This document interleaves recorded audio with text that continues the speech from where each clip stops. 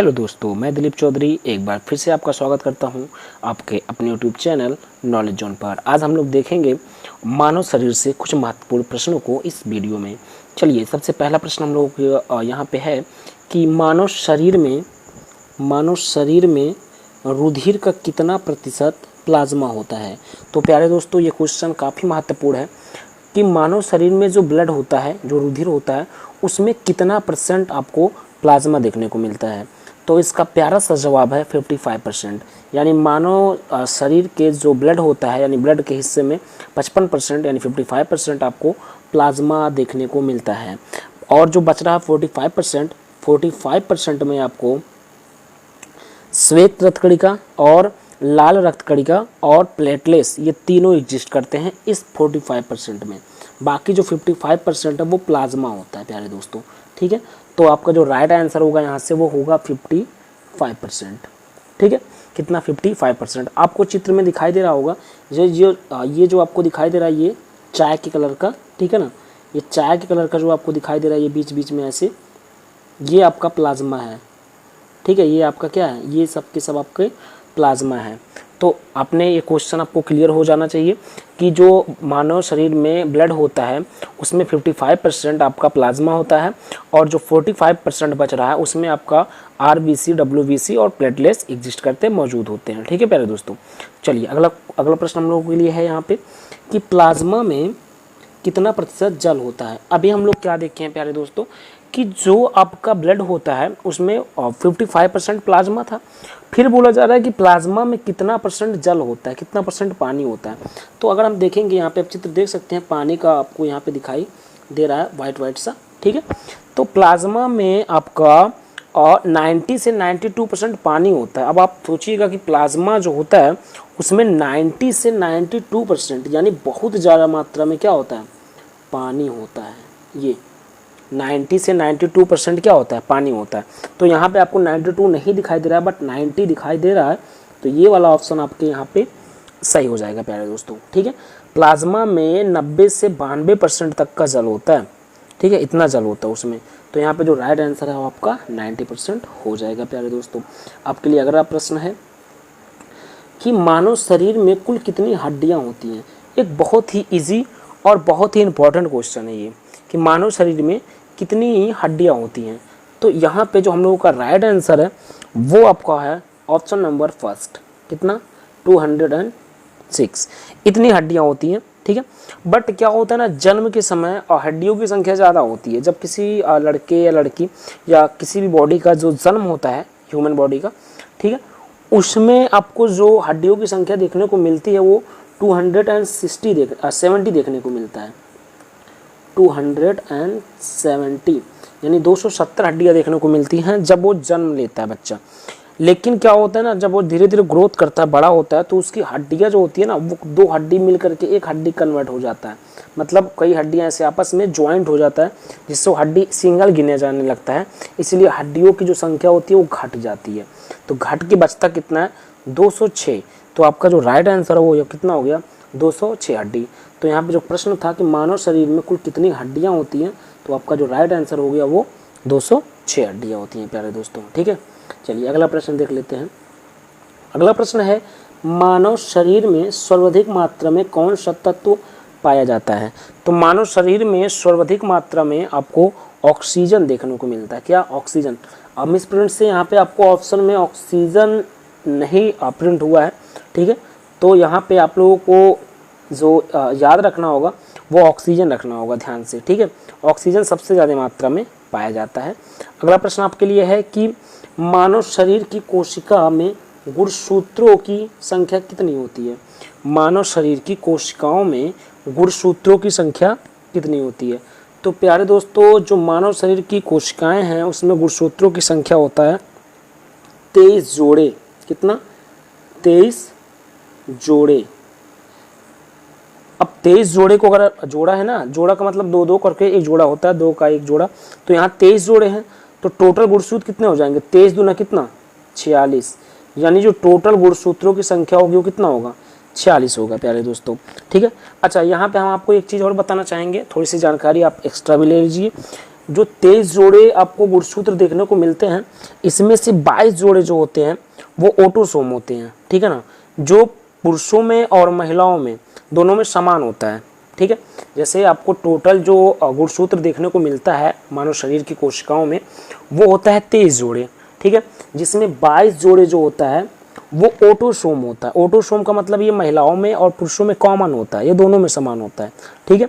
और जो आपको एक जोड़ा यानी 23वां जोड़ा जो देखने को मिलता है वो होता है क्रोमोसोम। जो 23वां जोड़ा होगा, 22 जोड़े तो असमान होते हैं, दोनों में समान, महिलाओं में और पुरुषों में दोनों में, लेकिन जो 23वां जोड़ा होगा वो आपका होता है क्रोमोसोम, या उसको एलोसोम भी बोलते हैं, क्रोमोसोम या एलोसोम, ठीक है। जो महिलाओं में होता है XX करके, ठीक है, ये जोड़ा हो गया, और पुरुषों में होता है XY करके, ठीक है। तो ये लास्ट वाला जो होता है 23वां जोड़ा, ये आपको अलग देखने को मिलता है। बाकी तो 22 जोड़े क्या होते हैं, सब समान ही देखने को मिलते हैं पुरुष और महिलाओं में दोनों में। 23वां जोड़ा महिलाओं में XX करके होता है और पुरुषों में XY करके होता है प्यारे दोस्तों, ठीक है। चलिए अगला क्वेश्चन देख लेते हैं। अगला क्वेश्चन है कि मानव रुधिर का pH मान कितना होता है। मानव रुधिर का pH मान कितना होता है, तो मानव रुधिर का जो pH मान होता है वो 7.4 होता है, 7.4 होता है, जो कि ऑप्शन नंबर 3 पे दिखाई दे रहा है। अगला प्रश्न आपके लिए है, मानव शरीर का सबसे बड़ा अंग कौन सा है। मानव शरीर का सबसे बड़ा अंग कौन सा है, तो मानव शरीर का जो सबसे बड़ा अंग होता है वो त्वचा होता है प्यारे दोस्तों। क्या होता है, त्वचा होता है, जो कि ऑप्शन नंबर कहाँ पे है, फर्स्ट पर है, ठीक है। अगला प्रश्न देखेंगे प्यारे दोस्तों। अगला प्रश्न है कि मानव शरीर की सबसे कठोर अस्थि कहाँ स्थित होती है। मानव शरीर में, पूरे मानव शरीर में सबसे कठोर अस्थि कहाँ पे होती है, इस चीज़ को हमको बताना है। तो वो होता है आपका जबड़ा। जो जबड़ा होता है, जो आपको चित्र में दिखाई दे रहा है यहाँ पे, ठीक है, ये जबड़ा जो होता है ना, ये सबसे कठोर होता है, ठीक है। ये कठोर से कठोर चीज़ों को तोड़ सकता है, ये बहुत कठोर होता है। तो मानव शरीर में सबसे कठोर जो अस्थि होता है वो क्या होता है, वो जबड़ा होता है प्यारे दोस्तों, ठीक है। तो यहाँ पे जो राइट आंसर आपका हो जाएगा ऑप्शन नंबर डी हो जाएगा, जबड़ा, ठीक है। अगला प्रश्न देखेंगे। अगला प्रश्न है कि मानव शरीर का सामान्य तापमान कितना होता है, ठीक है। मानव शरीर का सामान्य तापमान कितना होता है, तो मानव शरीर का जो सामान्य तापमान होता है वो 36.9 डिग्री सेल्सियस होता है। कितना, 36.9 डिग्री सेल्सियस होता है। इसी को कभी कभी आपको देखने को मिलेगा 37, ठीक है, जैसे यहाँ पे देखने को मिल रहा है 36.9 डिग्री सेंटीग्रेड, ठीक है, और कहीं कहीं आपको देखने को मिलेगा 37, तो आप उसी 37 पे लगा देंगे, क्योंकि 36.9 ये लगभग 37 ही है, ठीक है। तो 37 भी अगर आपको देखने को मिल रहा है तो आप 37 पे भी लगा देंगे, ठीक है। और ये तो अभी डिग्री सेल्सियस में हो गया।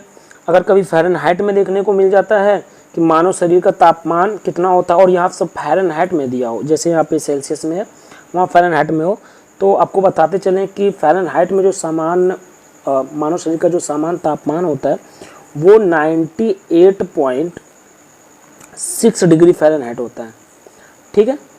कितना, 98.6 डिग्री फ़ारेनहाइट, अगर फ़ारेनहाइट में आता है तो, लेकिन यहाँ डिग्री सेल्सियस में है तो आप 36.9 डिग्री सेल्सियस लगा देंगे। अगला प्रश्न आपके लिए है कि मानव शरीर का तापमान फ़ारेनहाइट में कितना होता है। देखिए अगला क्वेश्चन भी वही मिल गया, तो अभी हम आपको बताएं कितना होता है, 98.6 डिग्री फ़ारेनहाइट, जो कि ऑप्शन नंबर कहाँ पे है, ऑप्शन नंबर डी पर है, ठीक है दोस्तों। अगला क्वेश्चन देखेंगे। अगला क्वेश्चन आपके लिए है कि मानव श्वसन में क्या छोड़ा जाता है। मानव श्वसन में क्या छोड़ा जाता है, तो हम सबको पता है कि हम लोग ऑक्सीजन को ग्रहण करते हैं और कार्बन डाइऑक्साइड को क्या करते हैं, छोड़ते हैं। तो यहाँ पे छोड़ने की बात आ रही है, तो हम लोग क्या लगा देंगे, कार्बन डाइऑक्साइड। हम लोगों के द्वारा जो छोड़ा जाता है वो क्या छोड़ा जाता है, कार्बन डाइऑक्साइड छोड़ा जाता है।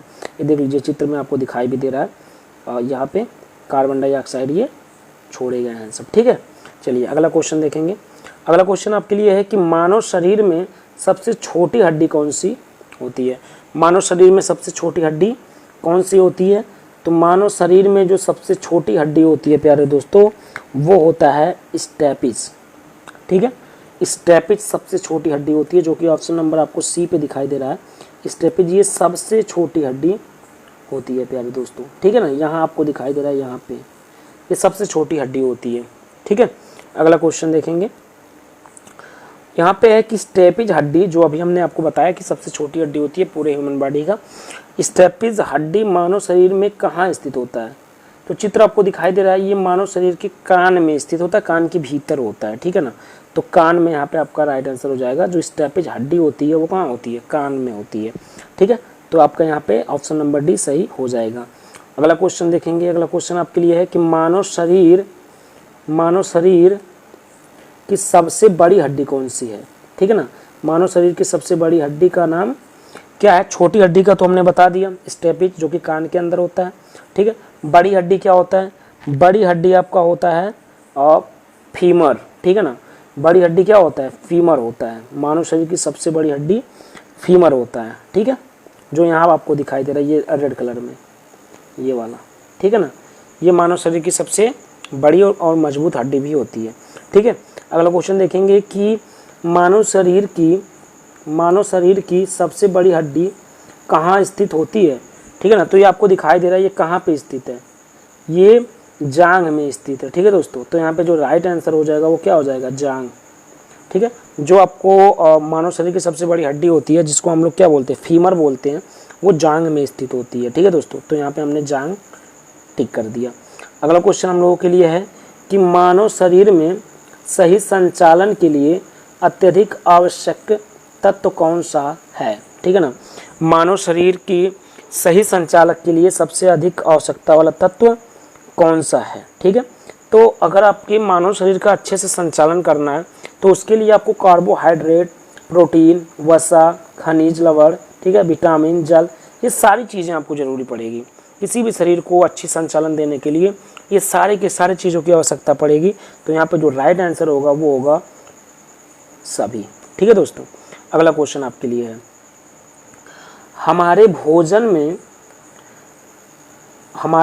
में हमारे शरीर के लिए सबसे ज़रूरी और सूक्ष्म भाग कौन सा होता है, ठीक है ना।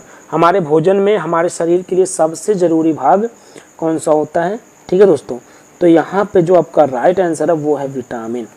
सबसे ज़रूरी जो भाग होता है वो होता है विटामिन, ठीक है ना, जो ऑप्शन नंबर फर्स्ट पे आपको दिखाई दे रहा है, ठीक है। अगला क्वेश्चन देखेंगे, अगला क्वेश्चन है कि छोटे बच्चों के शरीर में प्रोटीन की कमी से कौन सा रोग आ जाता है या हो जाता है, ठीक है। तो वो होता है जो प्रोटीन की कमी से जो रोग होता है छोटे बच्चों में वो होता है क्वाशियोकर, ठीक है ना, क्वाशियोकर, जो कि ऑप्शन नंबर थर्ड पे है। कुपोषण आप समझ सकते हैं, कुपोषण, ठीक है। अगला क्वेश्चन देखेंगे, अगला क्वेश्चन है कि किसी व्यक्ति का रक्तचाप किस रूप में अभिव्यक्त किया जाता है। किसी व्यक्ति का जो रक्तचाप होता है ना वो किस रूप में अभिव्यक्त किया जाता है, ठीक है दोस्तों। तो यहाँ पे पहला ऑप्शन है सिर्फ सिस्टोलिक में, ठीक है, और सिर्फ डायस्टोलिक में। तो ये आपके दोनों सही हैं, तो उपयुक्त यहाँ पे दोनों से लगाना पड़ेगा, ये वाला दोनों, ठीक है। अगला क्वेश्चन आपके लिए है कि 120/80, ठीक है ना, में ऊपर की संख्या क्या दर्शाती है, ठीक है। ये ऊपर की संख्या क्या दर्शाती है, ठीक है। तो ये दर्शाता है सिस्टोलिक, क्या दर्शाता है, सिस्टोलिक दर्शाता है, ठीक है, ये वाला। तो आज के लिए बस इतना ही, फिर मिलेंगे अगले वीडियो में, तब तक के लिए धन्यवाद, थैंक यू।